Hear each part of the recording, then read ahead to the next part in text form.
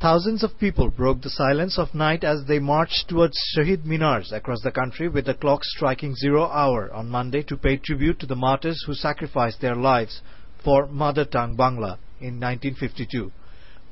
President Zillur Rahman and Prime Minister Sheikh Hasina paid homage to the language heroes by placing wreaths at the central Shahid Minar at 1 past midnight. Thousands of barefoot people from all walks of life thronged Shahid Minar to pay tribute to the language movement martyrs. এখনো প্রতিফলন আছে বলেই কিন্তু আমরা সবাই এখনো সেই শ্রদ্ধাটা নিবেদন করতে আসছি এবং আমরা মনে করছি, আমরা বুকের ভিতর লালন করছি। এই কারণে আমরা মনে করছি যে হয়তো পুরাটা সম্ভব হচ্ছে না, কিন্তু আমরা তরুণ প্রজন্ম যদি এখন এগিয়ে আসি, সবাই সাম্যের কথা বলি, অবশ্যই সম্ভব হবে।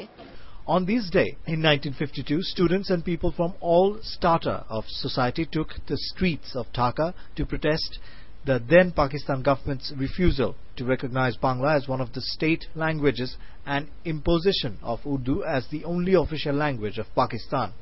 আজকে 21st February আমরা জয় হয়েছিলাম ফাইটার বাংলাদেশে আর পাকিস্তানের বিরুদ্ধে। Salam Borkot, Rafiq, Shafiur, Zabbar and few other brave sons of the soil sacrificed their lives on this day to establish Bangla as one of the state languages of the then Pakistan. The day since been observed as the Language Martyrs Day, which the UNESCO later declared as the International Mother Language Day.